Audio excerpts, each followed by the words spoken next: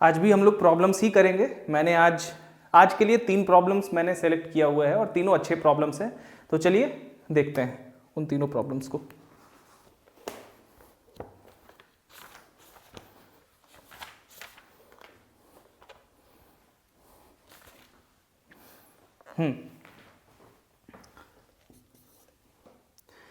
If through the angular points of a triangle, if through the angular points of a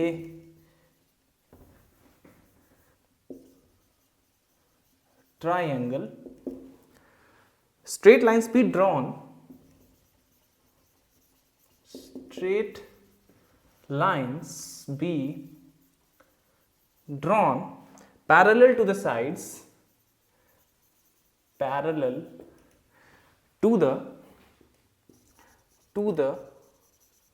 sides, and if the intersections of these lines and if the intersections of these lines be joined to the opposite, be joined to the opposite angular points of the triangle, show that the joining lines so obtained, the joining lines so obtained will meet in a point, will meet in a point। ठीक है, चलिए अब इस problem को बनाने के लिए हमें प्लेन जियोमेट्री का यूज करना होगा। इनफैक्ट जिस पर्टिकुलर थ्योरम का, जिस पर्टिकुलर प्रॉपर्टी का हम लोग यूज करेंगे इस प्रॉब्लम को बनाने के लिए, वो आपको मैंने पहले भी बताया हुआ है। आई थिंक जब पहला या दूसरा क्लास या पहला दूसरा या तीसरा जब कोऑर्डिनेट जियोमेट्री का मैं क्लास ले रहा था उस समय भी बताया है आपको, और पिछले क्लास में भी, यानी कि प्रॉब्लम सेशन जो था, पिछला प्रॉब्लम सेशन 3 या 4 होगा, तो उसमें भी मैंने इस प्रॉपर्टी को, पर्टिकुलर प्रॉपर्टी को जिसका हम लोग यूज करेंगे वो आपको बताया हुआ है। चलिए सबसे पहले तो फिगर बनाते हैं। फिगर कैसे बनाएंगे? Step by step. कह रहा है कि if through the angular points of a triangle straight lines be drawn parallel to the sides. कोई ट्राइंगल है, मान लेते हैं कि ये हमारा एक कोई ट्राइंगल है, ठीक है।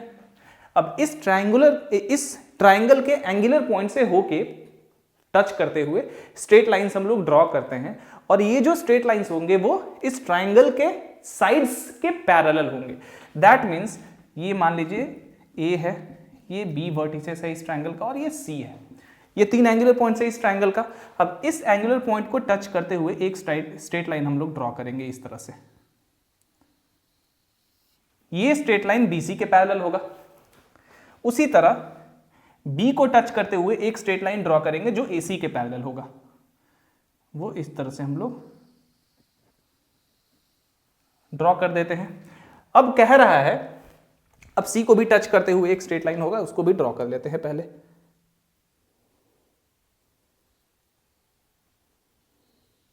ठीक है।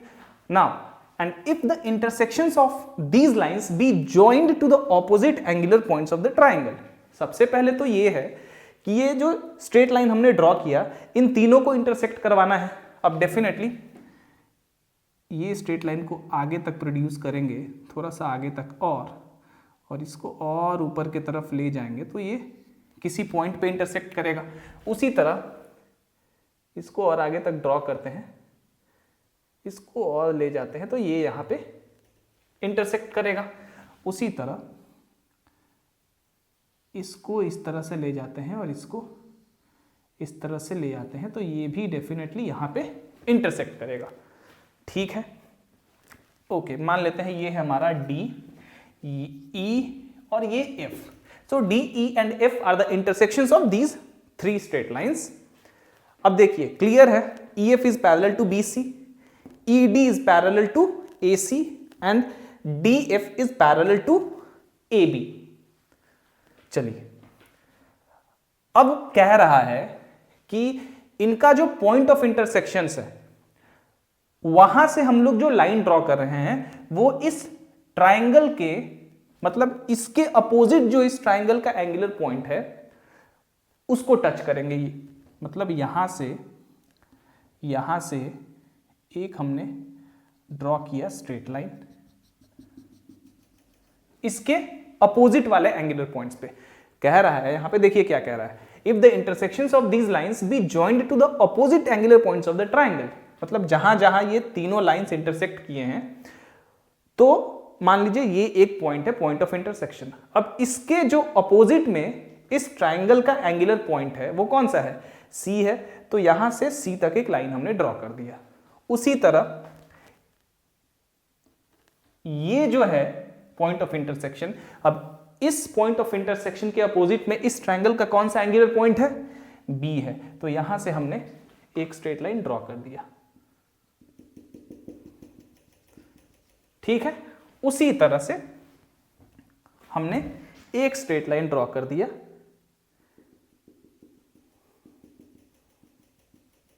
इस तरह यहां पे। ठीक है, गुड। नाउ अब ये प्रॉब्लम को सॉल्व करने के लिए आप बहुत तरह से सॉल्व कर सकते हैं। आपको प्रूफ करना है कि show that the joining line so obtained will meet in a point. हमें ये प्रूफ करना है कि AD, BF और CE ये तीनों लाइंस किसी एक ही पॉइंट पे मीट कर रहे हैं। ठीक है, यही हमें प्रूफ करना है। आपको पता है कि अगर तीन स्ट्रेट लाइन है उनका इक्वेशंस है A1x plus B1y plus C1 is equal to 0, A2x plus B2y plus C2 is equal to 0 and A3x plus B3y plus C3 is equal to 0। तो जो कंडीशन होता है हमारा कि ये तीनों लाइंस किसी एक पॉइंट पे मीट करेंगे, दो तरह से हम लोग कंडीशन निकालते हैं। वो कंडीशन क्या क्या होता है, एक जो होता है कि तीनों स्ट्रेट लाइंस एक ही पॉइंट पे मीट करेंगे, वो कंडीशन होता है कि अगर determinant of A1 B1 C1 A2 B2 C2 A3 B3 C3 अगर 0 हो जाए, that means these three straight lines meet in a point. कल आपको जो मैंने बताया था वो ये था कि एक और जो कंडीशन होता है वो क्या होता है, और for some P Q R, ठीक है, स्मॉल में Q ले लेते हैं, P Q R A1x P into A1x plus B1y plus C1 plus Q into A2x plus B2y plus C2 plus R into A3x plus B3y plus C3। अगर ये 0 के बराबर हो जाए किसी P Q R के लिए, where P Q R are any constants, तो भी ये तीनों स्ट्रेट लाइंस एक ही पॉइंट पे मीट कर रहे हैं, ये हमारा प्रूफ हो जाएगा। ठीक है, ये सारा कुछ मैंने कल आपको पिछले क्लास में बता दिया है। अब चलिए, अब अगर इनमें से कोई भी मेथड आप यूज करना चाहते हैं और इस मेथड से आप इसको प्रूफ करेंगे तो डेफिनेटली प्रॉब्लम आपका बन जाएगा, बट बहुत लेंदी होगा और लंबा होगा। तो ऐसा प्रॉब्लम जब भी आता है ना, इस तरह का प्रॉब्लम जब भी आता है, तो याद रखिएगा वहां पे कुछ ना कुछ प्लेन जियोमेट्री का प्रॉपर्टी लगता ही लगता है, या कुछ ना कुछ ऐसा प्रॉपर्टी आपका लग ही जाएगा जो कि इस प्रॉब्लम को डायरेक्ट सॉल्व कर सकता है। अब देखिए कैसे। अब हमें यह पता चल रहा है कि डी, ई और एफ हमारा एक ट्राइंगल ही तो है ना, डी ई एफ, ये भी तो एक ट्राइंगल ही बन रहा है अल्टीमेटली। और इस ट्राइंगल के एंगुलर पॉइंट से हम लोग लाइन को ड्रॉ कर रहे हैं। तो हो सकता है कि ये जो लाइंस है AD, BF और CE, ये तीनों लाइंस इस वाले ट्राइंगल के मीडियंस हो सकते हैं। अगर ये तीनों, हमने ये प्रूफ कर लिया कि ये तीनों लाइंस इस ट्राइंगल के मीडियंस हैं, तो हमें तो ये पता है कि medians of any triangle meet in a point. वो हमने कल भी प्रूव किया था और वो मैंने आपको पिछले क्लासेस में भी बताया हुआ है कोऑर्डिनेट ज्योमेट्री को शुरू करने के समय ही, कि किसी भी ट्राइंगल के लिए मीडियंस एक ही पॉइंट पे मीट करता है। और मीडियंस का कोऑर्डिनेट क्या होता है किसी ट्राइंगल के लिए, जिस ट्राइंगल का वर्टिसेस का कोऑर्डिनेट्स हो x1 y1 x2 y2 और x3 y3, कोऑर्डिनेट्स होता है उस पॉइंट का, मतलब सेंट्रोइड का, जहां मीडियंस इंटरसेक्ट करते हैं, मीट करते हैं, उस पॉइंट का क्या कोऑर्डिनेट होता है x1 plus x2 plus x3 by 3 y1 plus y2 plus y3 by 3। ये हमने कल भी पढ़ा है, कल भी आपको मैंने बताया है। तो अगर हम प्रूफ कर ले ये तीनों जो लाइंस है ये इस बड़े वाले ट्राइंगल के यानी कि DEF के मीडियंस हैं, तो हमें तो कुछ करना ही नहीं पड़ेगा, क्योंकि हमने ऑलरेडी प्रूफ करके रखा है कि किसी भी ट्राइंगल्स का जो मीडियंस है वो एक ही पॉइंट पे मीट करेगा, राइट। चलिए, और ये हम डायरेक्ट प्रूफ कर सकते हैं प्लेन जियोमेट्री को यूज करके। ये फिगर हमें साफ साफ ये दिखा रहा है। तो जब भी आप इस तरह का कुछ प्रूफ करिए ना और इस तरह का फिगर बने तो थोड़ा सा ध्यान दीजिए। By construction we have ABCF is a parallelogram। ABCF parallelogram है ना। क्यों है पैरेललोग्राम? क्योंकि भाई ये और ये पैरेलल है, दिया हुआ है। उसी तरह ये और ये भी पैरेलल है, ये भी दिया हुआ है। अब कोई भी रेक्टेंगल जिसके अपोजिट साइड्स पैरेलल हैं वो पैरेललोग्राम तो है, ठीक है। चलिए, अगर ऐसा है तो AF बराबर BC, also AEBC is a parallelogram. उसी तरह से therefore EA is equal to BC। अब भाई AF भी BC के बराबर है, EA भी BC के बराबर है, therefore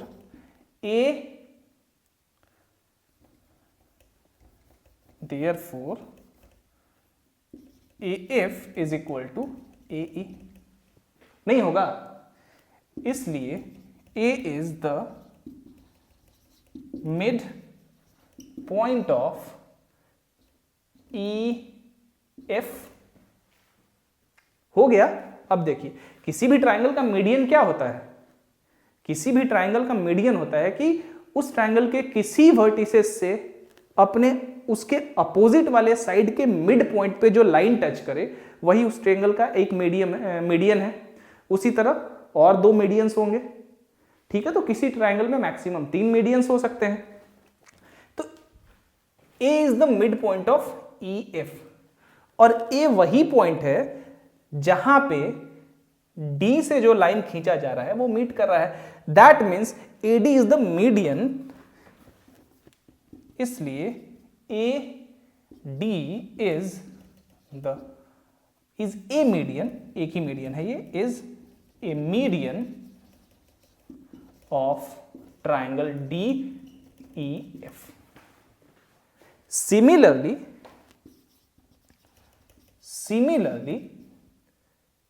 अब इसी तरह से हम ये प्रूफ कर सकते हैं कि B जो है DE का मिड पॉइंट है। That means BF is also one of the medians of this triangle, and similarly we can prove that C is the midpoint of FD, and hence EC is also a median of this triangle DEF। तो देखिए, जब भी इस तरह का proof आए तो आपको इतना ही प्रूफ करना है, उसके बाद सब कुछ सिमिलरली करके लिख देना है, भले वो एग्जाम में प्रॉब्लम आए, नो प्रॉब्लम, ठीक है। आपको साफ साफ यहां क्लियर दिखना चाहिए तो एग्जामिनर को भी दिखेगा, लेकिन एक पोर्शन आपको एकदम क्लियरली प्रूफ कर देना। तो ये हमने प्रूफ कर दिया। अब सिमिलरली करके सब कुछ लिख दीजिए। Similarly BF and CE are the medians of triangle DEF, and we know that, but since the medians of any triangle meet in a point, किसी भी ट्राइंगल का मीडियंस जो है एक ही पॉइंट पे मीट करता है और उस पॉइंट को हम लोग क्या कहते हैं, सेंट्रॉइड। क्या कहते हैं, सेंट्रॉइड। और जैसा कि मैंने कहा किसी भी ट्राइंगल का जो तीनों वर्टिसेस हैं उनके कोऑर्डिनेट्स अगर x1 y1, x2 y2 and x3 y3 respectively है तो उस ट्राइंगल का जो सेंट्रॉइड होगा उसका कोऑर्डिनेट्स होगा x1 plus x2 plus x3 by 3, y1 plus y2 plus y3 by 3। ठीक है, इसलिए the three lines AD, BF and EC meet in a point. Prove हो गया। अब मान लीजिए आप जो, ये तो आसानी से प्रूफ हो गया, QED प्रूव हो गया, ये आपने प्रूफ कर दिया। कितना आसानी से प्रूफ किया इसको। अगर आप ट्रेडिशनल तरीका यहां पे अप्लाई करते हैं तो उसके लिए क्या करना पड़ता है, सबसे पहले आपको BF का इक्वेशन, AD का इक्वेशन और CE का इक्वेशन चाहिए होता, और ये लेंदी प्रोसेस होता, बहुत लंबा होता। ऐसा नहीं है कि बनेगा नहीं, but this is the best process. जब भी आपको साफ साफ दिखे कि अरे यार ये तो पैरेललोग्राम, यहां पे पैरेललोग्राम बन रहा है, कुछ ना कुछ होने वाला है यहां पे खेल, और उसी को आपको निकालना है, वही सोचना है, वही थिंक करना है। So plane geometry is very important. आपको प्लेन ज्योमेट्री के प्रॉपर्टीज एटलीस्ट याद होने चाहिए, ठीक है ना, क्योंकि वो बहुत जरूरी है। क्योंकि बहुत सारे बच्चे जो JEE mains, JEE advance, mains advance, mains advance यही करते रहते हैं, तो उनके साथ प्रॉब्लम क्या होता है ना कि वो बस JEE advance, JEE mains, JEE advance, JEE mains, उसके बाहर कभी नहीं निकल पाते हैं। That is the problem with them. तो जो प्लेन जियोमेट्री है उसको याद रखना चाहिए आपको। जब आप ओलंपियाड्स का एग्जाम देंगे या आप CMI का एग्जाम देंगे या इंडियन स्टैटिस्टिकल इंस्टीट्यूट का एग्जाम देंगे तो वहां पे बहुत ही ज्यादा यूज में आएगा ये सब कुछ। ठीक है, तो मैथ्स को समझना है तो आपको सब कुछ याद रखना होगा, जो भी इंपॉर्टेंट प्रॉपर्टीज हैं। ये नहीं कि एक पर्टिकुलर एग्जाम का आपको सिलेबस रटा है आपने और जाके उस एग्जाम को दे रहे हैं, तब अगर आपको वही करना है then you will be fine, no problem. उससे जो रिलेटेड सिलेबस है वहां पे आप जाके रटिए और उसको लिखिए, बट उससे फिर आपको ही दिक्कत होगी। मुझे लगता है कि आपको सारे प्रॉपर्टीज याद रखना चाहिए जो भी रिक्वायर्ड है, कम से कम जो आपने पढ़ा है वो तो याद रहना चाहिए ना। इसीलिए जो प्लेन जियोमेट्री है जो आपने 9th-10th में पढ़ा हुआ है उसको याद रखिए, दे आर वेरी इंपॉर्टेंट। मैं प्लान कर रहा हूं कि आगे जाके मैं एक कोर्स करवाऊंगा, वो छोटा सा उसका, वहाँ पे मैं 9th क्लास से लेके और 12th तक के लिए प्लेन जियोमेट्री के कोर्स स्पेशली करवाऊंगा। ठीक है, वो काफ़ी इंपॉर्टेंट है, खास करके आप अगर ओलंपियाड्स का एग्जाम दे रहे हैं या फिर जैसा मैंने कहा इंडियन स्टैटिस्टिकल इंस्टीट्यूट दे रहे हैं या चेन्नई मैथमेटिकल इंस्टीट्यूट दे रहे हैं, तो उन सब एग्जामिनेशंस के लिए बहुत ही इंपॉर्टेंट है। और इवन IITs के लिए भी, ऐसा नहीं कह रहा हूँ कि उसके लिए नहीं, क्योंकि IITs में तो आपको सिलेबस दिया रहता है, बट प्रॉब्लम जब आप बनाते हैं तो उनको बनाने के लिए डेफिनेटली आपको बहुत बार ऐसा होगा कि आपको प्लेन जियोमेट्री का यूज करना पड़ेगा, जो कि ऑब्वियस सी बात है। इसीलिए आप भूल के भी उन सारे प्रॉपर्टीज को भूलिएगा मत। You have to actually remember all those properties that you have already studied in your class 9th and 10th and before that जो भी आपने उससे पहले पढ़ा है। चलिए अब देखिए, अगर आप ट्रेडिशनल मेथड लगाते तो आपको तीनों लाइंस का इक्वेशंस निकालना पड़ता, बहुत लेंदी होता। ठीक है, इसीलिए इस तरह के प्रॉब्लम्स में हमेशा ध्यान दीजिए, फिगर को ध्यान से देखिए। ठीक है, तो जब भी इस तरह का प्रॉब्लम आए तो try to check out the figure. चलिए आगे बढ़ते हैं।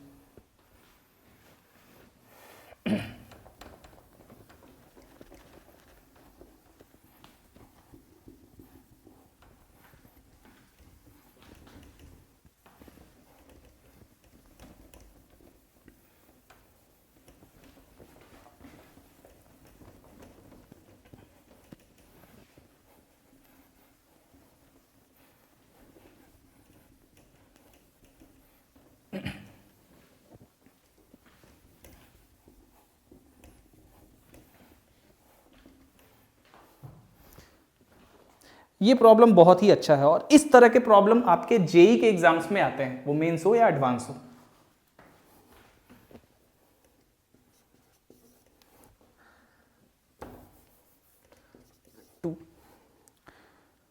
Find the equations to the straight lines. Find the equations to the straight lines passing through the point of intersection, passing through the point of intersection of the straight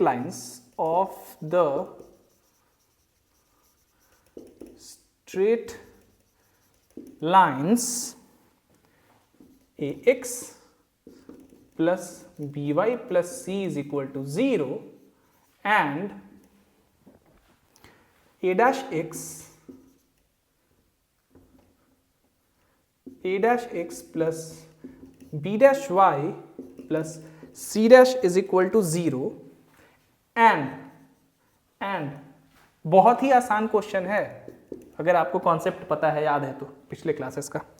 and 1 passing through the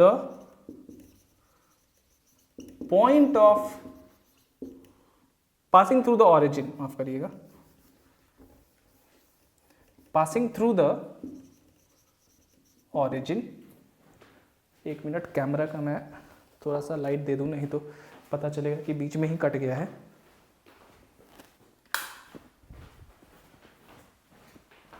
okay, passing through the origin to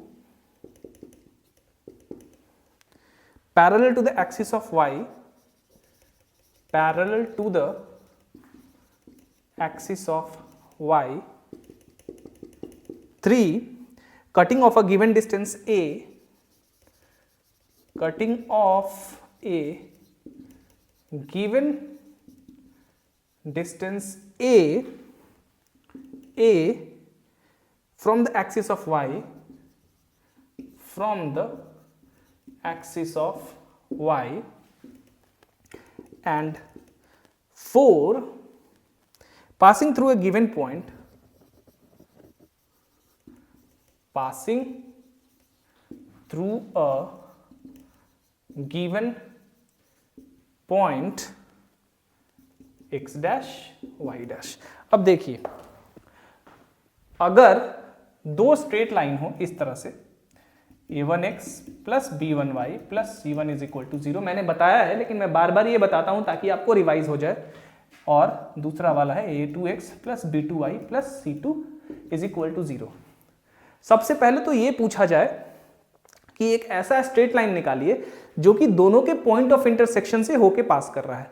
मान लीजिए कि दोनों का point of intersection है x1 y1, तो कोई भी straight line जो कि किसी एक पॉइंट से होके पास कर रहा है वो क्या हो जाएगा, y minus y1 is equal to m into x minus x1, right. जहां की m जो है इस रिक्वायर्ड लाइन का स्लोप है, तो हमें इस तरह से इक्वेशन मिल जाएगा उस स्ट्रेट लाइन का जो कि इस पॉइंट से, जो कि है इन दोनों गिवन लाइन के पॉइंट ऑफ इंटरसेक्शन का कोऑर्डिनेट्स, तो इससे होके जो लाइन पास कर रहा है उसका इक्वेशन। एक और मैंने बताया था कि जो इक्वेशन होता है जो कि इन दोनों के पॉइंट ऑफ इंटरसेक्शन से होके पास करता है, वो इक्वेशन होता है a1x plus b1y plus c1 plus lambda into a2x plus b2y plus c2 is equal to 0, where lambda is any arbitrary constant which fulfills any condition for the required straight line। जो line in दोनों के point of intersection से होके पास कर रहा है उसका equation ये भी ये वाला भी हो सकता है, जहां की लेमडा कोई आर्बिट्ररी कांस्टेंट है जो कि इस लाइन का कोई भी दूसरा कंडीशन मतलब कौन सा कंडीशन। अब एक तो कंडीशन है कि इन दोनों के पॉइंट ऑफ इंटरसेक्शन से होके पास कर रहा है, ये एक कंडीशन है, उस कंडीशन को भी ये सेटिस्फाई करेगा। और डेफिनेटली जैसा कि मैंने बहुत पहले जब स्ट्रेट लाइन शुरू किया था तभी आपको बताया था कि किसी भी स्ट्रेट लाइन के इक्वेशन को फाइंड करने के लिए हमें एटलीस्ट 2 कांस्टेंट हमेशा फाइंड करने होते हैं, ठीक है। या तो हम कोई एक पॉइंट और उस स्ट्रेट लाइन का स्लोप फाइंड कर लें, फिर भी हम बता सकते हैं उस स्ट्रेट लाइन का इक्वेशन, या तो हम उस स्ट्रेट लाइन का कोई भी 2 पॉइंट्स के कोऑर्डिनेट्स को फाइंड कर लें तो भी हम उसके इक्वेशन को फाइंड आउट कर सकते हैं। तो हमेशा किसी भी स्ट्रेट लाइन को ट्रेस करने के लिए, मतलब एक्यूरेटली उसके पोजीशन को फाइंड करने के लिए, या यूं कहें कि उसके इक्वेशन को फाइंड करने के लिए हमें हमेशा 2 कांस्टेंट्स फाइंड करने ही करने होते हैं। तो एक तो हो गया कि इसके पॉइंट ऑफ इंटरसेक्शन से होके पास कर रहा है, दूसरा जो भी कंडीशन होगा उसको भी एक लेम्डा फुलफिल करेगा। अब यहां भी देखिए, ये तो हो गया कि इस पॉइंट से होके पास कर रहा है, बट m आपका दूसरा कांस्टेंट है, इसको भी तो आपको फाइंड करना होगा ना, तो उसके लिए डेफिनेटली कुछ ना कुछ दिया हुआ होगा। या तो ये पहले से ही गिवन दिया हो कि इसका स्लोप ये है, तब तो कुछ करना ही नहीं है, नहीं तो कुछ ना कुछ ऐसा दिया होगा जिससे कि आप इस स्लोप को फाइंड आउट कर सकते हैं। उसी तरह यहां पे लेम्डा, एक तो इसका कंडीशन है कि ये जो लाइन है वैसा लाइन है जो इन दोनों के पॉइंट ऑफ इंटरसेक्शन से होके पास कर रहा है, और दूसरा जो भी कंडीशन होगा इस स्ट्रेट लाइन का उसको भी लेम्डा फुलफिल करेगा। याद रखिएगा, मैंने इसको डिटेल में आपको बताया हुआ है। चलिए,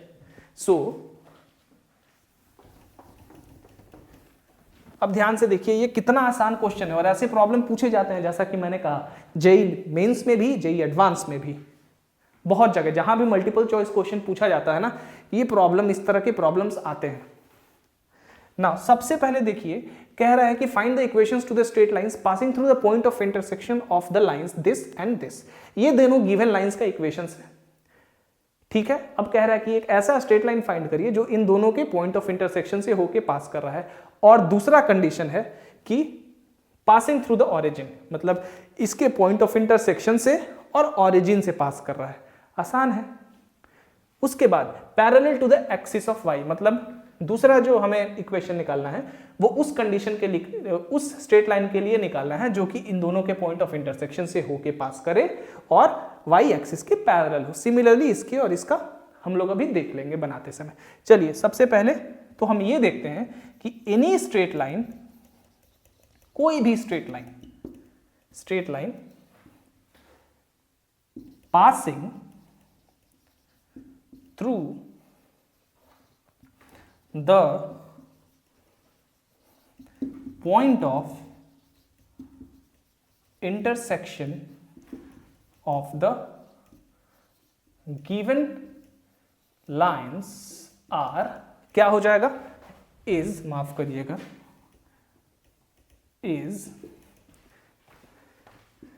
a1x plus b1y plus c1 plus lambda into a dash x plus b dash y plus c dash is equal to 0, where lambda is any arbitrary constant।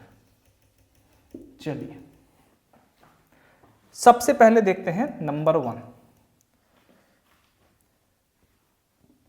If, अब इस लाइन, जहां भी दिस लिख रहा हूं, दिस लाइन मतलब ये line, ठीक है। चलिए, if this line passes through the origin, then, अब देखिए ऑरिजिन से पास करेगा तो x कोऑर्डिनेट 0, ऑरिजिन का कोऑर्डिनेट जो है इस इक्वेशन को सेटिस्फाई करेगा ना भाई, तो ऑरिजिन का कोऑर्डिनेट 0 0, तो x की जगह y की जगह 0, यहां भी x और y की जगह 0, बचा क्या, c1 plus lambda into C dash, sorry ये c1 नहीं है, सिर्फ c है, c dash is equal to 0, that implies lambda is equal to minus C by C dash. हो गया, इसको यहां पे सब्स्टिट्यूट करिए, जो भी आएगा वो आपका रिक्वायर्ड इक्वेशन। चलिए, 2 अब है parallel to the axis of y, ये बड़ा इंपॉर्टेंट है। कोई भी स्ट्रेट लाइन जो कि y के पैरेलल है उसका स्लोप कितना होता है भाई? स्लोप होता है इन्फिनिटी। क्या होता है? इन्फिनिटी। गुड। अब इन्फिनिटी स्लोप है उसका क्या मतलब है? चलिए देखते हैं क्या मतलब है। अब देखिए यहां से अगर थोड़ा इसी इक्वेशन को x को एक साथ और y को एक साथ करके लिखें तो हमें क्या मिल जाएगा? a1 plus lambda a dash into X plus b1 plus lambda b dash into Y plus c dash is equal to 0। Now चूंकि ये दूसरे कंडीशन में हमारा क्या है? y के पैरेलल है। y के पैरेलल है तो इसका स्लोप कितना होना चाहिए? इन्फिनिटी होना चाहिए ना। अब इस लाइन का स्लोप क्या है? a1। देखिए इसका स्लोप क्या है? क्लियरली ये सब मैं ज्यादा डिटेल में अब नहीं बताऊंगा क्योंकि मैंने बहुत बार बताया है। y is equal to mx plus C जैसा इसको लिख लीजिए और स्लोप वहां से फाइंड कर लीजिए। Slope of this line is क्या हो जाएगा हमारा? Minus a1 plus lambda a dash divided by, यहां माइनस रखिएगा, b1 plus lambda b dash. Good. यही स्लोप होगा ना।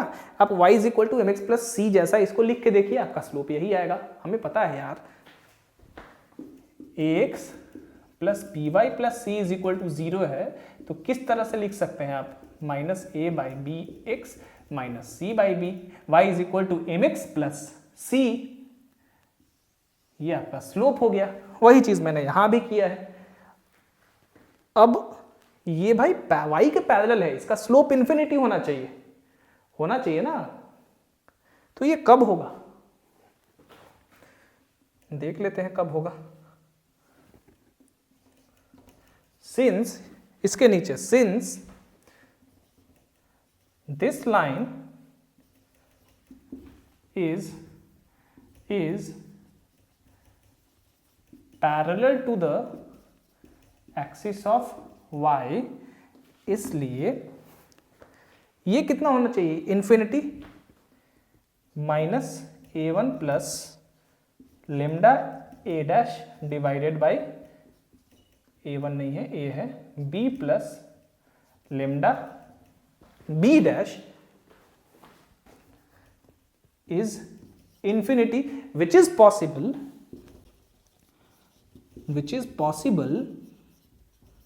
if अगर डिनोमिनेटर 0 हो जाए, इसलिए lambda is equal to minus B by B dash. बस lambda is equal to minus B by B dash substitute करिए, जो भी आएगा वो आपका रिक्वायर्ड इक्वेशन हो जाएगा। चलिए अब तीसरे नंबर की तरफ बढ़ते हैं। वहां है cutting of a given distance a from the axis of y। कुछ नहीं करना है यहां पे, ये और आसान है। चलिए इरेज कर दो, हो गया होगा। ओके, इसको भी मैंने गलती से इरेज कर दिया, कोई नहीं, ये तो आसान चीज है, याद ही होगा।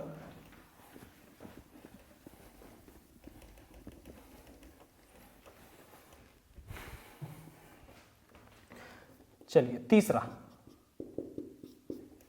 Cutting of a given distance a from the axis of y।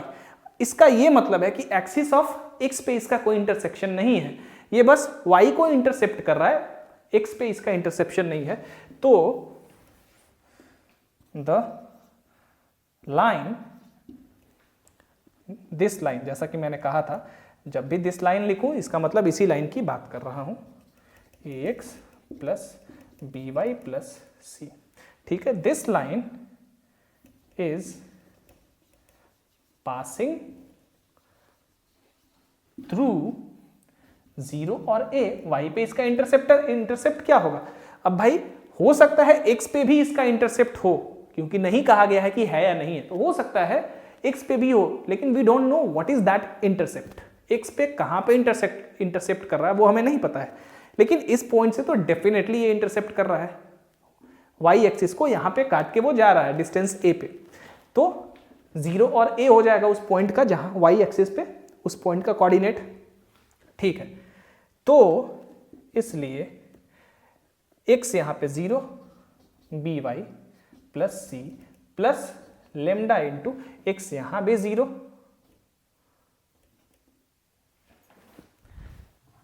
y का भी वैल्यू तो सब्स्टिट्यूट कर देना है ना, x 0 हो जाएगा और y के जगह a हो जाएगा, यानी कि B A plus C plus lambda, उसी तरह x 0 और y के जगह a plus C dash is equal to 0, whence c is equal to minus A B plus C divided by A B dash plus C dash. ये lambda is equal to, ये lambda का value यहां पे substitute करिए, आपको आपका required equation मिल गया। चौथा, passing through a given point X dash Y dash, कुछ नहीं करना है, यहां पे हो जाएगा लेमडा इज इक्वल टू साफ साफ minus a x dash plus B y dash plus C divided by a dash x dash plus b dash Y dash plus C dash. हो गया, यही तो होगा ना, क्योंकि एक्स वाई के जगह x dash Y dash substitute कर देना है तो लेमडा का वैल्यू मिल जाएगा। इस लेमडा के वैल्यू को यहां पे सब्स्टिट्यूट करिए, what ever equation you get that is your required equation, that's it. As I said, these kinds of equations asked in JEE types of examinations, ठीक है, JEE मेंस हो एडवांस हो, इस तरह के प्रॉब्लम्स आते हैं, ठीक है। तो आपने देखा प्रॉपर्टी याद है ना आपको कोऑर्डिनेट ज्योमेट्री में, तो प्रॉब्लम्स में दिक्कत नहीं होगी, फिगर आपने बनाया, आपका प्रॉब्लम आधा solve. Practice is the most important thing. अब मैथमेटिक्स में तो भाई प्रैक्टिस ही सब कुछ है ना, जितने प्रॉब्लम्स बनाएंगे उतनी आदत होगी बनाने की। चलिए लास्ट क्वेश्चन की तरफ बढ़ते हैं।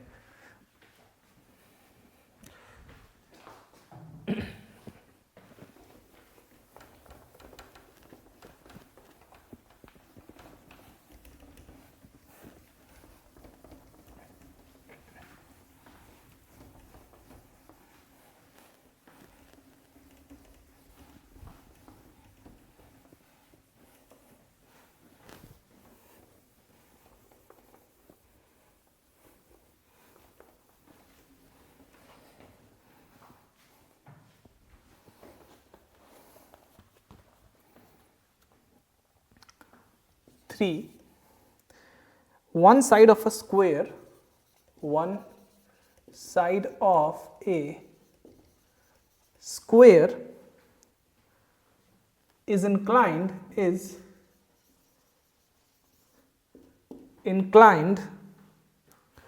to the axis of x, to the axis of x at an angle alpha, at an angle alpha, and one of its extremities, मतलब उसका एक कोना, and one of its extremities is at the origin, is at the origin. Prove that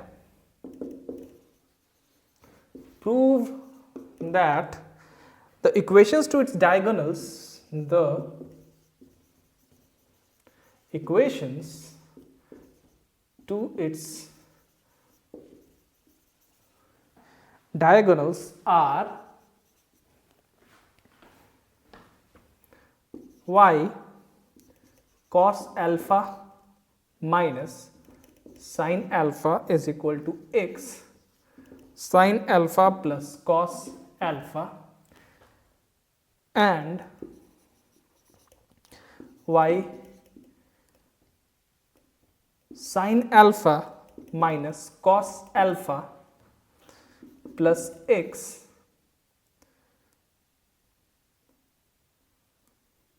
cos alpha plus sin alpha is equal to a, where a is the length of the side of the square। थोड़ा लंबा होगा लेकिन अच्छा problem है।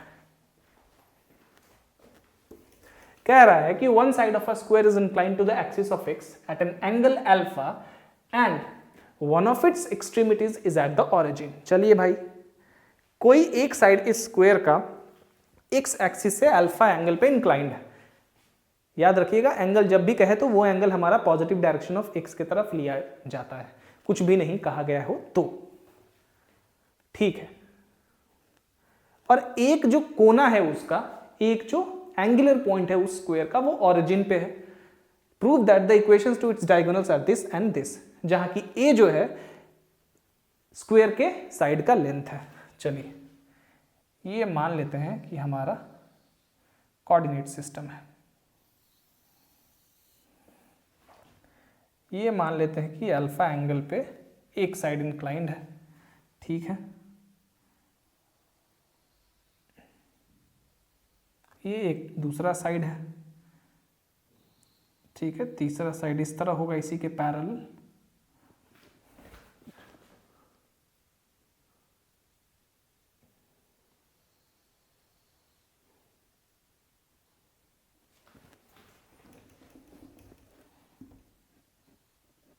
ठीक है,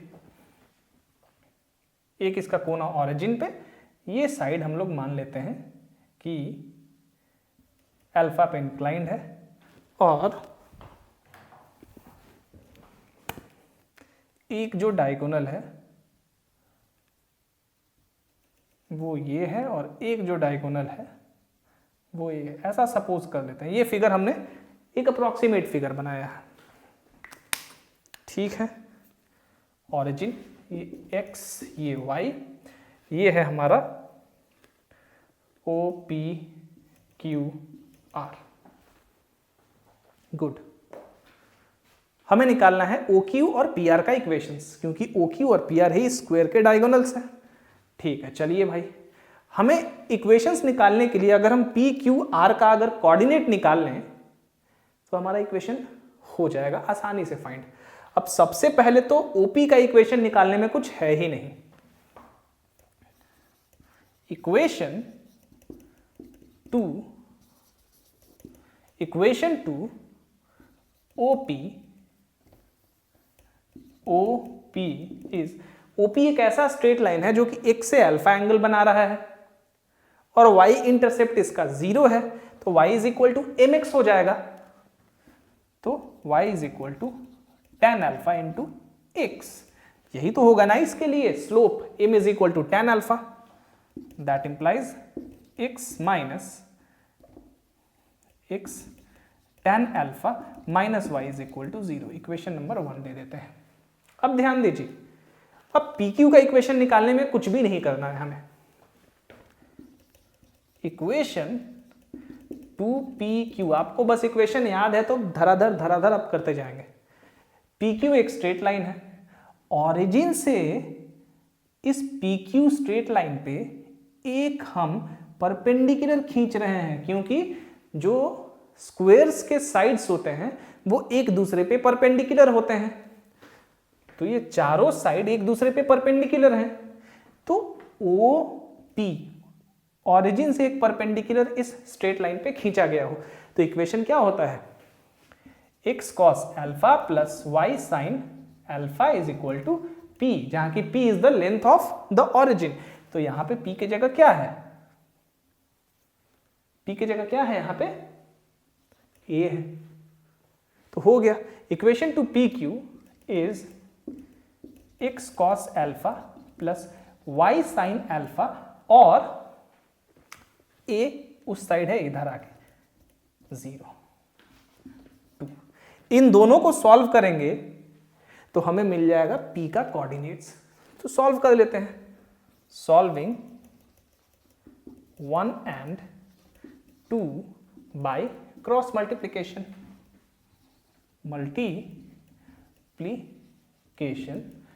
तो क्या हो जाएगा, हमें क्या मिलेगा, x by a is equal to y by a tan alpha is equal to 1 by tan alpha sin alpha plus cos alpha, नहीं मिलेगा, मिलेगा ही, इसलिए x is equal to a by, अब यहां देखिए tan अल्फा को लिख सकता हूं, चलिए पूरा डिटेल में ही कर देता हूं, इसको और इसको बराबर किया मैंने तो आ गया a बाई tan अल्फा, क्योंकि नए स्टूडेंट्स को थोड़ा दिक्कत होता है, जो जस्ट 10 से 10th को पास करके गए हैं या जिनका थोड़ा कैलकुलेशन या मैथ्स कमज़ोर होता है तो थोड़ा उनको दिक्कत होती है, मुझे पता है। प्रैक्टिस करते करते आपका भी ठीक हो जाएगा, तो टेंशन नहीं लेना है। ओके, तो x इज इक्वल टू ये हो गया। अब tan अल्फा बराबर क्या होता है, sine alpha by cos alpha, तो sine alpha into sine alpha क्या हो जाएगा, साइन स्क्वायर अल्फा, एलसीएम लेंगे ये हो जाएगा कॉस स्क्वायर अल्फा, और जो नीचे कॉस स्क्वायर अल्फा आएगा वो ऊपर चला जाएगा, तो बचेगा a कॉस अल्फा, क्योंकि नीचे होगा sign square alpha plus cos square alpha, कितना हो जाएगा 1, ठीक है। एंड उसी तरह y को जब करेंगे तो हमें मिलेगा a साइन अल्फा, साफ साफ दिख रहा है, नीचे तो 1 होगा क्योंकि यहां भी नीचे 1 था, ऊपर चला जाएगा कॉस अल्फा, ऊपर क्या चला जाएगा कॉस अल्फा, लेकिन ऊपर में a tan अल्फा पहले से है, तो tan alpha is equal to sine alpha by cos alpha, और इनटू एक कॉस अल्फा है, तो कॉस अल्फा कैंसिल, बचेगा सिर्फ साइन अल्फा, तो y is equal to a sine alpha. इसलिए coordinates of p is a cos alpha and a sin alpha. कोई दिक्कत है, कितना आ गया p का coordinate a cos alpha a sin alpha. उसी तरह हम OR का इक्वेशन बड़ी आसानी से निकाल सकते हैं। अब OR भी ओरिजिन से है। अब देखिए जब हम y is equal to M X plus C वाला फॉर्मूला लगाते हैं तो जो m is equal to tan theta होता है, tan अल्फा होता है, मतलब स्लोप जो लाइन का होता है, और ये जो थीटा एंगल होता है ये हमेशा क्या किया जाता है, ये पॉजिटिव x से एंटी क्लॉकवाइज डायरेक्शन में लेते हैं हम लोग, हमेशा याद रखिएगा, एंटी क्लॉकवाइज डायरेक्शन में एंगल, मतलब x एक्सिस से एंटी क्लॉकवाइज डायरेक्शन में, यानी कि पॉजिटिव डायरेक्शन में एंगल को मेजर किया जाता है, ठीक है। तो ध्यान दीजिए जरा, अब यहां पे एक आसान सा भी मेथड है, उससे भी आप बना सकते हैं। कैसे आपको जानना है, देखिए कैसे। सबसे पहले आपको क्या करना है कि PR और OQ का लेंथ आप बड़ी आसानी से निकाल सकते हैं। आप ध्यान दीजिए कि जो स्क्वायर के बाइसेक्टर्स होते हैं वो एक दूसरे से 90 डिग्री, मतलब राइट एंगल्स पे बाइसेक्ट करते हैं एक दूसरे को, तो PR बराबर क्या हो जाएगा, PR बराबर A, हाँ ठीक है, PR बराबर हो जाएगा a√2, एंड यहां पे अगर इस पॉइंट पे ये तीन बाइसेक्टर मीट कर रहा, मान लीजिए ये G है, तो OG is equal to PG is equal to GQ is equal to GR is equal to a/√2, इसका आधा, ठीक है। तो इस तरह से भी आप इस इक्वेशन को बड़ी आसानी से बना सकते हैं। चलिए, तो PR जो है, PR के लिए हमें कुछ कोऑर्डिनेट निकालने की जरूरत नहीं है, लेकिन फिर भी मैं पूरा कोऑर्डिनेट निकालूंगा ताकि जो नए बच्चे हैं जो कोऑर्डिनेट्स निकालना चाहते हैं, जो इसका और इसका कोऑर्डिनेट्स निकालना चाहते हैं, उनको भी दिक्कत नहीं हो। इस वाले मेथड का भी यूज करूंगा, आपको डिटेल में समझ में आएगा। पहले ये यूज कर लेता हूं मैं, जो नॉर्मल है, ठीक है। तो P का कोऑर्डिनेट हमने फाइंड आउट कर लिया। चलिए, P का कोऑर्डिनेट फाइंड आउट कर लिया, हमें कोई दिक्कत नहीं है। इसको इरेज कर देता हूं क्योंकि हमने कोऑर्डिनेट तो फाइंड कर लिया है। चलिए, अब ध्यान दीजिए, अब हमें इसका इक्वेशन तो चाहिए होगा। इसका इक्वेशन कैसे निकालें भाई? इसके लिए इसका स्लोप जो है यहां से इस तरह से, ये एंगल हमें चाहिए एक्स एक्सिस से एंटी क्लॉकवाइज डायरेक्शन में, तो ये एंगल बड़ी आसानी से निकल जाएगा, 270 प्लस अल्फा होगा। कैसे? देखिए, अब यहां देखिए, ये जो एंगल है, ध्यान दीजिए, ये जो एंगल है ये कितना है? अल्फा है, अल्फा है। और ये जो angle POR is equal to 90 degree है, तो एंगल एक्स ओ आर कितना हो जाएगा 45 डिग्री,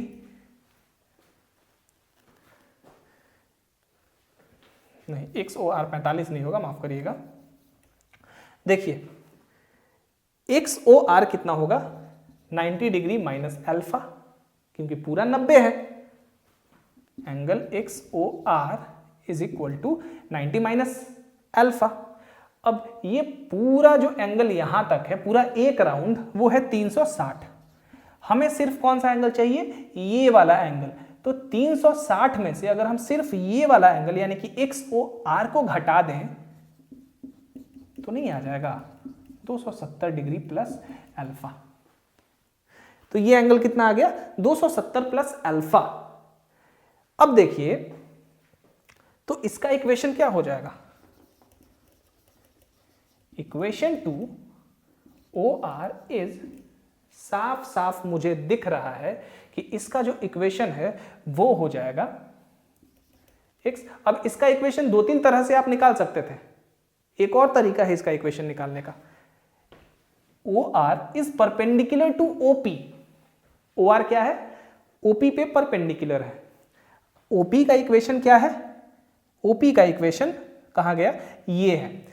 अब कोई भी लाइन जो कि इस लाइन के परपेंडिकुलर है उसका इक्वेशन क्या हो जाएगा, ध्यान दीजिए, y और x का कोफिशिएंट चेंज करेंगे और दोनों में से किसी एक का साइन चेंज कर देंगे, यानी कि x plus y tan alpha plus c is equal to 0।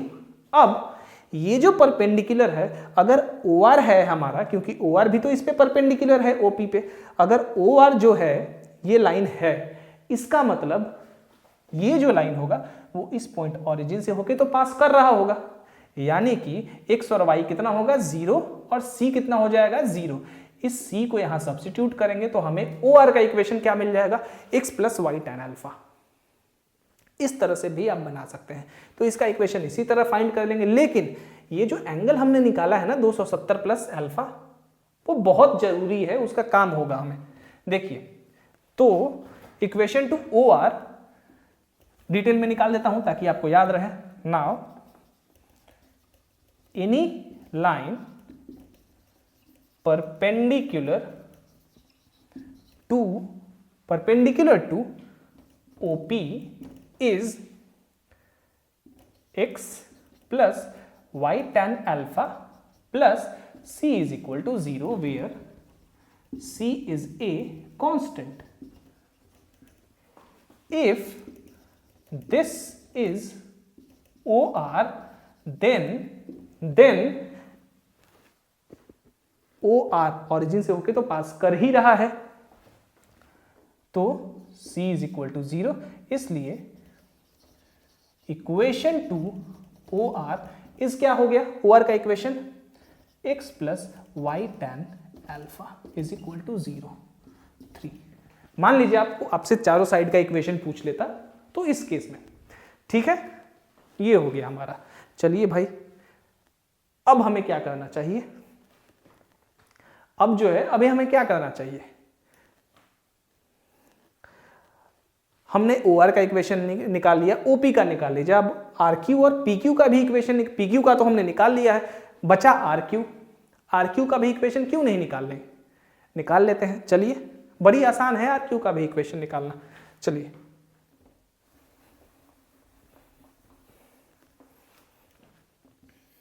अच्छा क्वेश्चन है ये, थोड़ा सा समझिए भाई।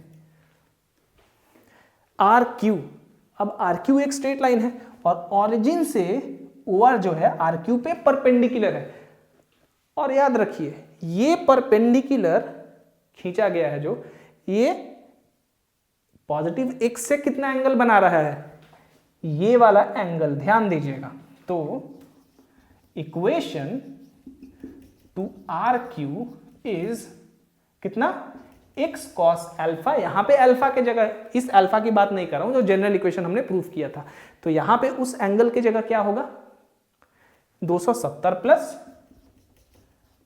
अल्फा और y sine 270 plus alpha is equal to a इसका लेंथ, उस a को हम इधर ले आते हैं, इज इक्वल टू 0 कर देते हैं। ये हो जाएगा x sine alpha minus y cos alpha minus a is equal to 0। So R Q का इक्वेशन हमारा इतना आ गया। इसको हम इक्वेशन नंबर 4 लिख लेते हैं। अब हमें चारों साइड के इक्वेशन मिल गए हैं, पॉइंट ऑफ इंटरसेक्शन नहीं निकाल लेंगे। हमें O का पॉइंट ऑफ इंटरसेक्शन पता है, हमें अगर Q का पॉइंट ऑफ इंटरसेक्शन हम पता कर लेते हैं। चलिए सबसे पहले क्वेश्चन लिख लिया होगा आपने, इरेज कर देता हूं।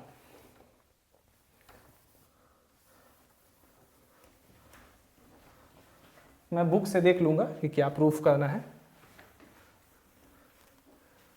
आप भी देख सकते हैं। इसे लोनी का प्रॉब्लम है, ये कोई मिस्ट्री नहीं है। चलिए भाई, सबसे पहले Q का पॉइंट ऑफ इंटरसेक्शन, तो PQ और RQ का इक्वेशन सॉल्व करते हैं।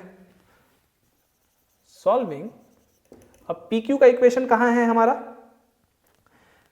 ये है द इक्वेशंस क्या है, x cos alpha plus y sin alpha minus a is equal to 0। RQ का इक्वेशन है x sin alpha minus y cos alpha minus a is equal to 0। इसलिए क्रॉस मल्टीप्लीकेशन से सॉल्व करेंगे तो ये आ जाएगा हमारा minus a sin alpha minus a cos alpha is equal to y divided by minus a sin alpha plus a cos alpha is equal to 1 by minus cos square alpha minus sine square alpha, तो minus common लेके plus sine square alpha कर देंगे। ठीक है, इसके बाद इसके नीचे x इज इक्वल टू कितना आ जाएगा हमारा, माइनस माइनस माइनस तो कट जाएगा, आ जाएगा आप हमारा a sine alpha plus cos alpha, a common लेके, and y is equal to उसी तरह माइनस कॉमन ले लीजिए तो आ जाएगा a sine alpha minus cos alpha. तो इसका पॉइंट Q का पॉइंट ऑफ इंटरसेक्शन क्या आ गया, इसका पॉइंट ऑफ इंटरसेक्शन आ गया हमारा a, चलिए इसको ऐसे ही लिख देता हूं ना, a को कॉमन ले लिया है, a को अंदर लेके लिख लेता हूं, ज्यादा झंझट ही नहीं रहेगा। a sine alpha plus a cos alpha और a sine alpha minus a cos alpha. चलिए OQ का इक्वेशन हम फाइंड कर सकते हैं। ओरिजिन 0 0 कोऑर्डिनेट, Q का कोऑर्डिनेट पता है, तो OQ क्या है, एक ऐसा स्ट्रेट लाइन जो कि दो पॉइंट से होके पास कर रहा है, एक O से और एक Q से। इक्वेशन निकाल लेते हैं। चलिए इक्वेशन, इसके बाद इसलिए equation to OQ is what, y minus a y minus 0, क्योंकि y माइनस y1 की जगह 0 है, is equal to a sine alpha, a common ले लेते हैं, minus cos alpha divided by a sine alpha plus cos alpha into कितना है, x है भाई, a और a कट जाएगा, y sine alpha plus cos alpha is equal to x sine alpha minus cos alpha. क्या यही equation था आपको प्रूफ करना?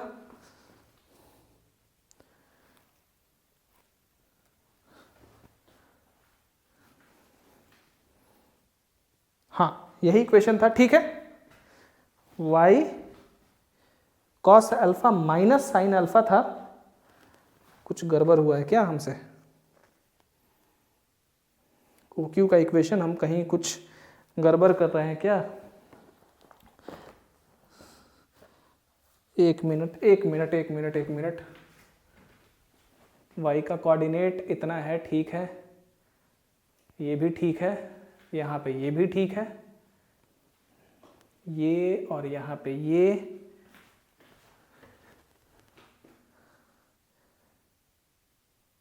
नीचे y के साथ ये और x के साथ ये।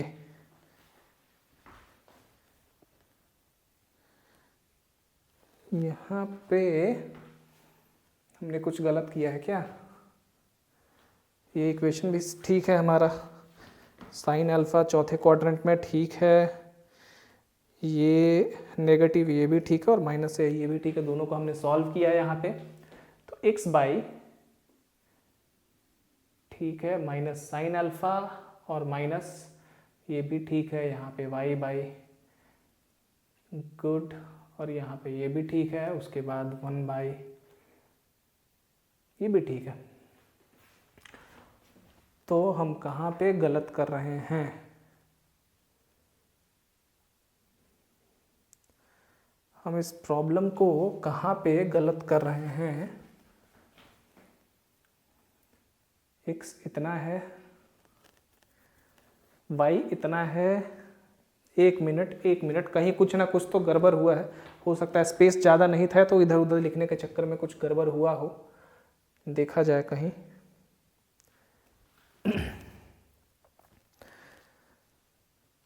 ओके, ये इधर आया, ये उधर गया, यही तो प्रूफ करना है हमें।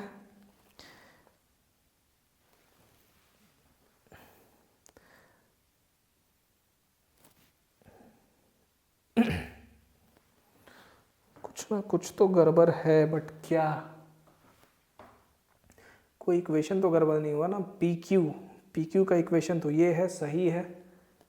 पी क्यू के इक्वेशन में भी कोई गड़बड़ी नहीं है और आर क्यू के इक्वेशन में भी कोई गड़बड़ी नहीं है। आर क्यू का इक्वेशन वही है, ठीक है, आर क्यू का इक्वेशन भी ठीक है, तो है कहाँ गड़बड़? यहाँ भी तो सब ठीक ही है। y by this minus minus plus ये भी ठीक है। यहाँ पे ये भी ठीक है, फिर गड़बड़ कहाँ हो रहा है? यहाँ पे हो गया हमारा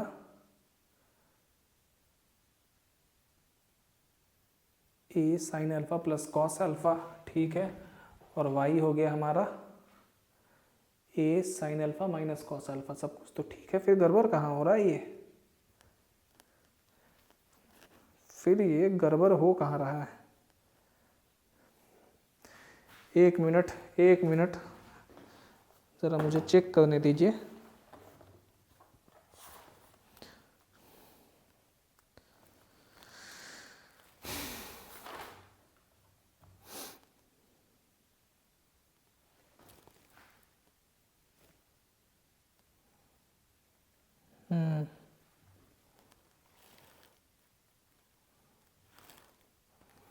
नहीं, ये ठीक है।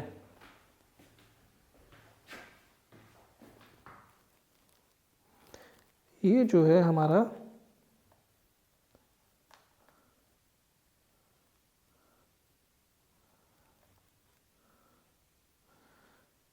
आर ओ क्यू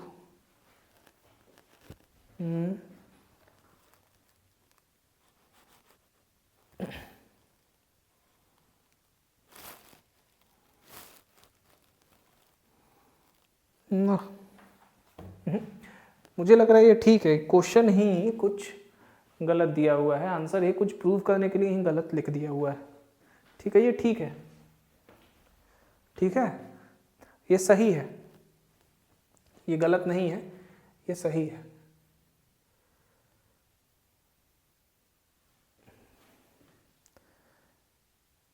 अच्छा, एक मिनट, इसका साइन ज़रा देख लेते हैं। ये अल्फ़ा, तो ये हो गया आपका 90 माइनस अल्फ़ा।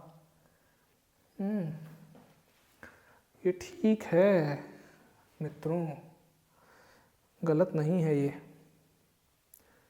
प्रूफ में ही कुछ गड़बड़ दिया हुआ है, इस प्रॉब्लम के प्रूफ में कुछ ना कुछ गलत दिया हुआ है, तभी ऐसा आ रहा है। ठीक है, हम रीचेक भी कर लेंगे अभी थोड़ी देर में, वहाँ भी चेक कर लेंगे तो वहाँ भी हमें पता चल जाएगा। बाकी हमारा ठीक है, ठीक है ना? यही आपको प्रूफ करना है। तो पहला वाला प्रूफ आपको ये चीज़ करना है, इसको देख लीजिएगा, इसको कर लीजिए आप, क्योंकि गलत तो है नहीं, गलत होने का कोई चांस भी नहीं है यहाँ पे।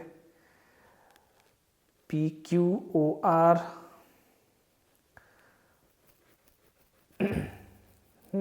सही है।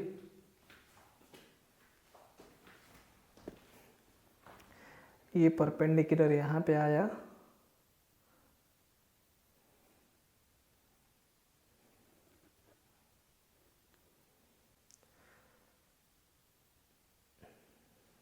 एक मिनट,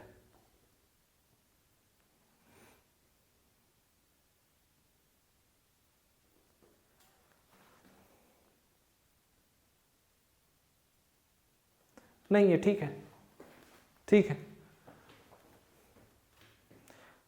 ठीक है ना, इसको इसी तरह आपको करना है।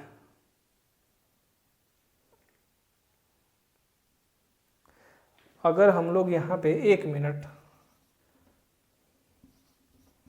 90 माइनस अल्फा और साइन 90 माइनस अल्फा ले लें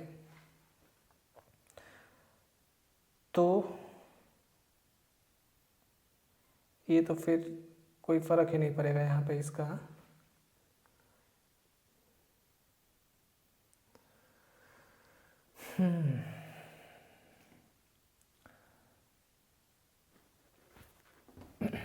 नहीं, ठीक है, ये इसी तरह बनेगा, ठीक है, गलत नहीं है, ये प्रूफ ही गलत दिया हुआ है, ये सही है, आंसर यही होगा इसका। चलिए आगे बढ़ते हैं। अब थोड़ा हम लोग r का पहले कोऑर्डिनेट फाइंड कर लेते हैं। यहाँ पे r का जो कोऑर्डिनेट होगा उसको फाइंड करने के लिए हम OR और RQ का इक्वेशन सॉल्व करेंगे। OR का इक्वेशन कहाँ, OR का हमारा क्या है इक्वेशन, ये है, और RQ का इक्वेशन वहाँ पे है। थोड़ा इसको भी देख लेते हैं, यहाँ से भी हमें पता चल जाएगा कि हमने सही किया है कि नहीं किया है, ठीक है ना। चलिए, RQ का इक्वेशन जो है, अगर हम RQ का जो इक्वेशन है वो इस तरह से लेते हैं कि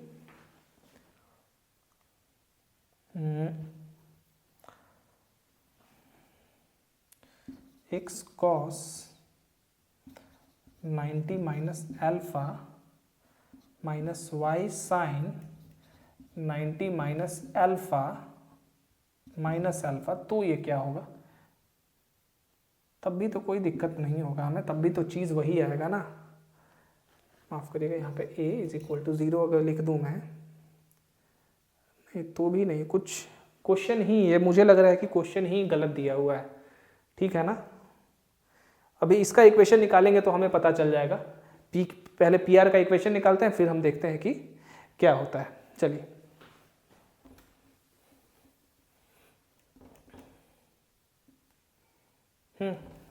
ठीक है, पहले हम PR का इक्वेशन निकालते हैं, दोनों तरीके से निकालते हैं। जैसा एक और मैं मेथड आपको बताऊंगा, वो थोड़ा छोटा हो जाएगा क्वेश्चन। सबसे पहले R का कोऑर्डिनेट निकालते हैं हम इसी मेथड से।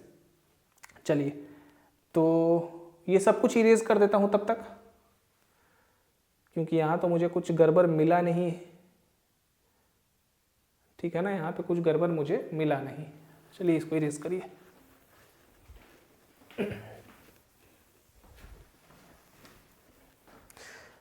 R का कोऑर्डिनेट फाइंड करने के लिए सॉल्व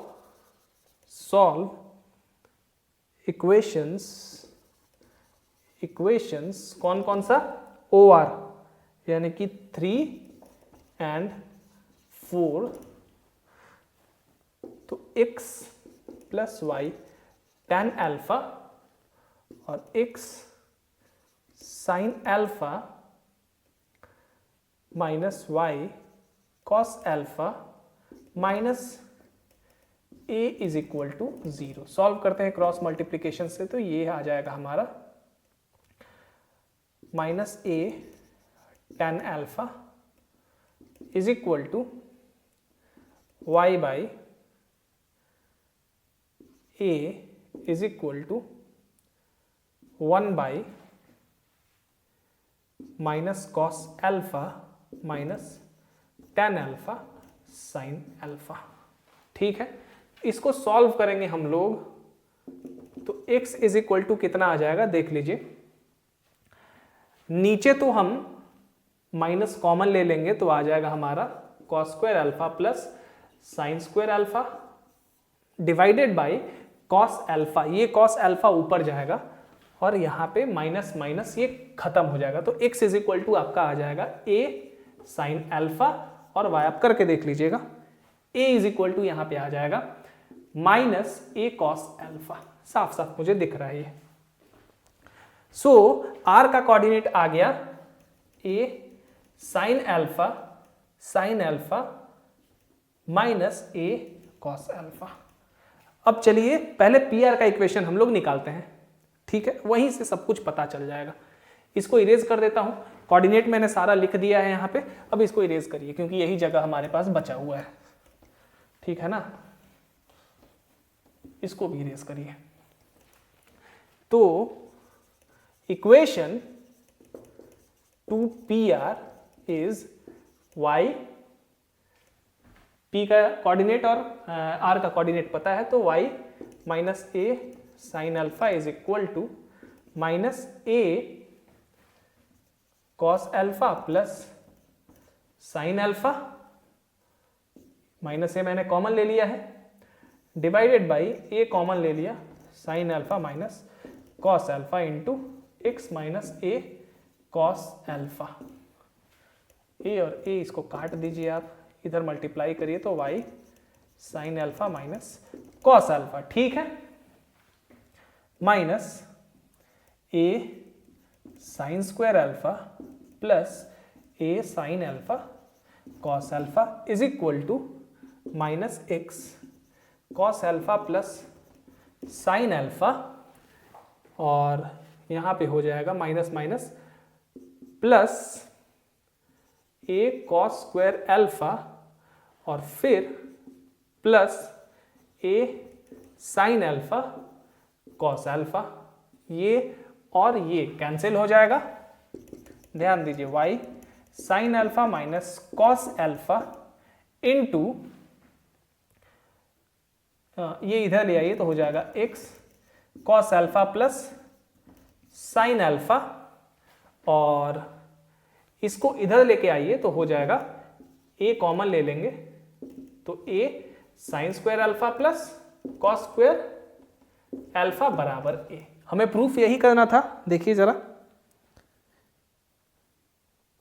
हाँ यही प्रूफ करना था हमें, ठीक है, ये हमारा हो गया आंसर, ठीक है। चलिए ये हमारा आंसर हो गया। एक चीज ध्यान दीजिए, ये जो प्रॉब्लम है लोनी का, अब यहां पे दोनों में जो प्रूफ करने को कहा गया है वो थोड़ा गड़बड़ आ रहा है।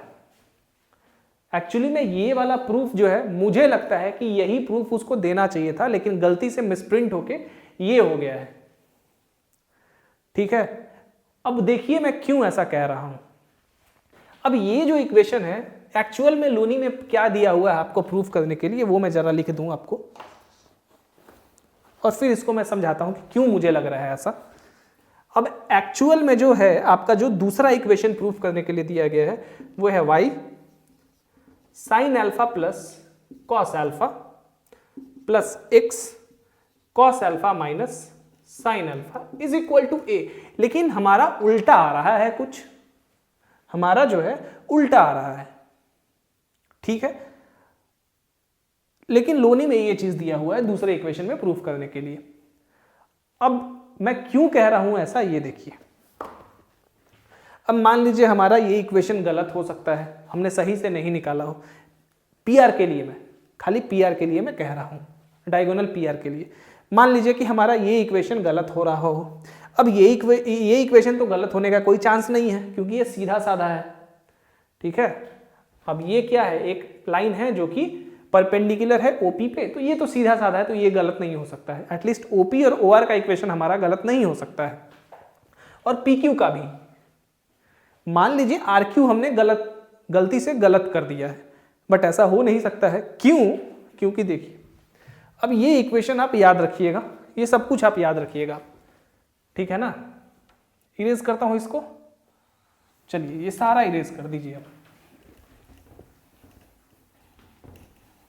इस इक्वेशन को, इस प्रॉब्लम को मैंने इसीलिए लिया था एक्चुअली में। ये देखिए ध्यान से जरा कि अब ये तो हमें पता है ना कि जो बाइसेक्टर्स होते हैं स्क्वायर के, वो एक दूसरे को राइट एंगल पे बाइसेक्ट करते हैं। अब पीआर जो है, पीआर क्या हो जाएगा, पाइथागोरस थ्योरम लगाएंगे तो हो जाएगा हमारा OP square plus OR square, जहां की ए स्क्वायर प्लस ए स्क्वायर यानी कि जैसा मैंने कहा a√2, इसलिए OG इज इक्वल टू कितना हो गया, इसका आधा यानी कि a/√2। नाउ OG, क्या ये हम लोग एंगल निकाल सकते हैं? ये एंगल हम लोग पता कर सकते हैं कितना है। देखिए कैसे पता कर लेंगे, ये पूरा एंगल है अल्फा, कितना है, अल्फा है, ठीक है भाई। तो ये एंगल सिर्फ हमें चाहिए, अगर ये एंगल हमें पता चल जा रहा है तो हम पीआर का जो इक्वेशन है वो सीधा सीधा निकाल सकते हैं।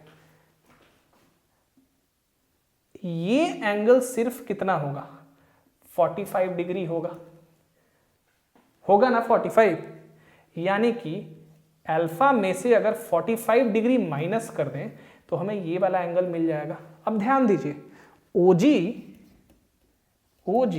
is a perpendicular to the line PR, और ये जो परपेंडिकुलर है क्या एंगल बना रहा है, positive direction of x axis से अल्फा माइनस 45, अल्फा माइनस 45।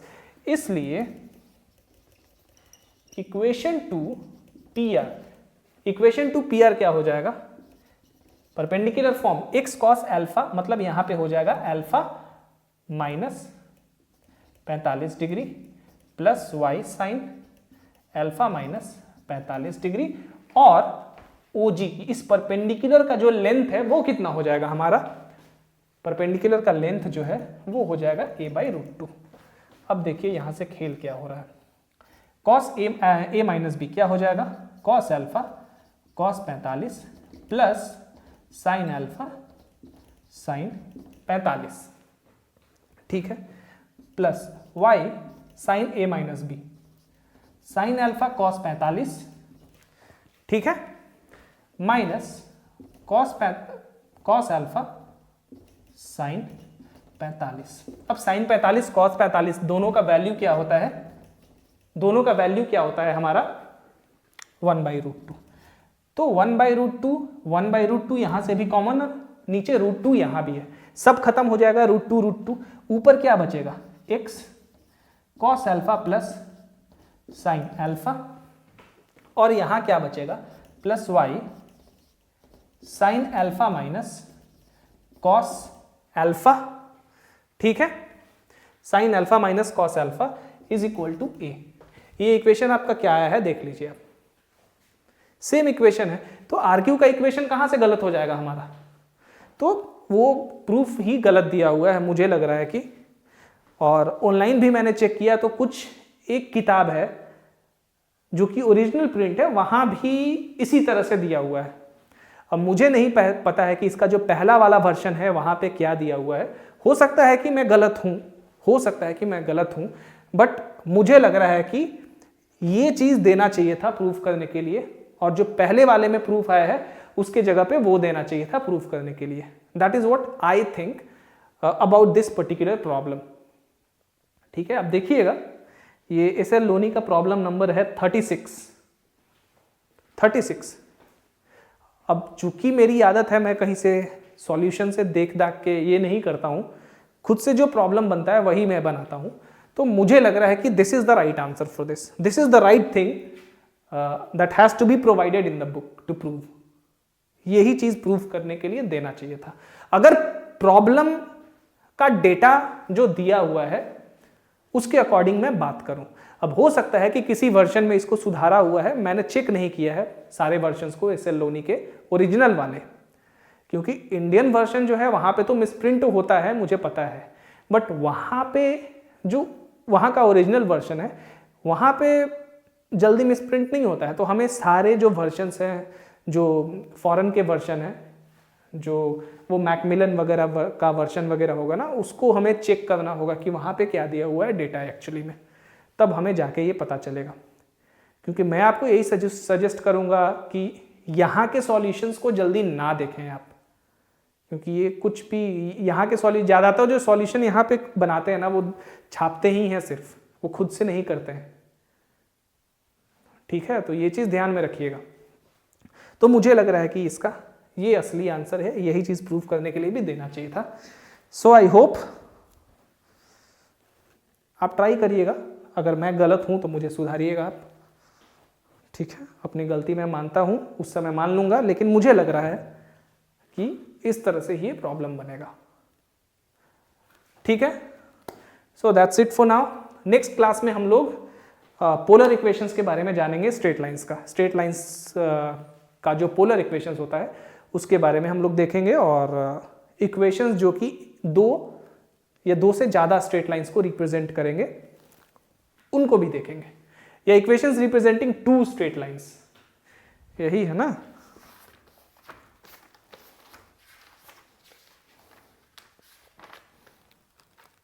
हाँ, इक्वेशंस रिप्रेजेंटिंग 2 और मोर स्ट्रेट लाइंस, 2 या 2 से ज़्यादा स्ट्रेट लाइंस जो किसी एक इक्वेशन से रिप्रेजेंट किए जा सकते हैं, उसके बारे में। So that's it for today. देख लीजिए इसको, आई होप आपको अच्छा लगा हो आज का क्लास। अब देखिए, इस तरह के प्रॉब्लम्स का क्लास थोड़ा बोरिंग होता है, ठीक है, तो यहाँ पे आपको एंटरटेन करने के लिए मैं ज़्यादा कुछ तो नहीं कर सकता हूँ, नहीं तो वो फिर टाइम वेस्टिंग होगा। तो कोशिश करता हूँ कि जो टॉपिक पर आ रहा हूँ उसी में अपने आप को इन्वॉल्व रखूँ और आपको भी इन्वॉल्व रखूँ। तो that is what my intention is here. चलिए आप इसको देखिए और इस प्रॉब्लम पे थोड़ा ध्यान दीजिएगा, आप भी रीचेक करिएगा। लेकिन मुझे लगता है कि जो पहला और दूसरा हमने जो दोनों डायगोनल्स का जो हमने इक्वेशन प्रूफ किया है, according to the data that has been provided in the book, उसके अकॉर्डिंग यही प्रूफ होना चाहिए, यही देना चाहिए दोनों डायगोनल्स का इक्वेशंस प्रूफ करने के लिए भी। ठीक है, तो चलिए, आई होप आज का क्लास आपको अच्छा लगा हो। जैसा कि मैंने कहा, नेक्स्ट क्लास में polar equations of straight lines देखेंगे। Thank you.